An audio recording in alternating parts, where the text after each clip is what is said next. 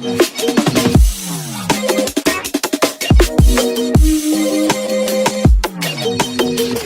the previous lesson, you have learned that the absolute value of a number is the distance of a number from 0. Let's check your learning. Give the absolute value of the following numbers. Number 1. The absolute value of 349 is? 349. That's right. Number 2. The absolute value of 245 is? 245. Well done. So that's 245.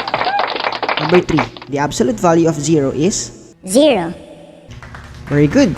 So that's 0. Number 4. The absolute value of negative 97 is? 97. That's correct. It's 97. And number 5. The absolute value of negative 183 is? 183. Very good. So that's 183. Did you know that the absolute value of a number can be used in the operations on integers? Addition, subtraction, multiplication, and division. Okay, let's have addition of integers. Operations of integers can be performed using different ways. As to addition of integers, let's make use of the rules. Addition of integers using the rules. Rule number 1. When the integers have like signs, add the numbers and copy the common sign. Let's have here the examples. Number 1. 8 plus 5 is 13. Number 2. 13 plus 17 is 30. Number 3. 100 plus 20 is 120. Number 4. Negative 25 plus negative 25 is negative 50. Number 5. Negative 10 plus negative 40 is negative 50. And number 6. Negative 120 plus negative 30 is negative 150. For numbers 1 to 3, the given numbers are positive. Their sum is also positive. For numbers 4 to 6, the given numbers are negative.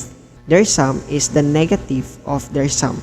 Rule number 2. When the integers have unlike signs, subtract the numbers and use the sign of the number with the greater absolute value.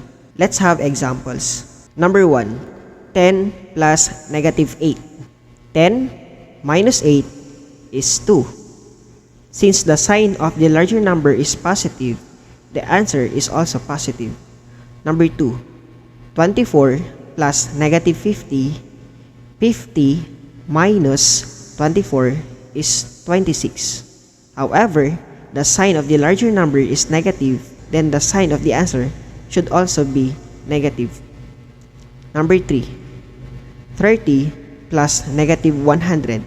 100 minus 30 is 70. Since the sign of the larger number is negative, the answer is also negative. Number 4. Negative 40 plus 30. 40 minus 30 is 10. Since the sign of the larger number is negative, the answer is also negative. Number 5. Negative 16 plus 20. 20 minus 16 is 4. Since the sign of the larger number is positive, the answer is also positive. And number 6. Negative 35 plus 30. 35 minus 30 is 5. Since the sign of the larger number is negative, the answer is also negative. That ends our short discussion on addition of integers. Just remember, when adding numbers having the same sign, add the numbers and keep the sign. While for different signs, subtract the numbers and copy the sign of the larger number.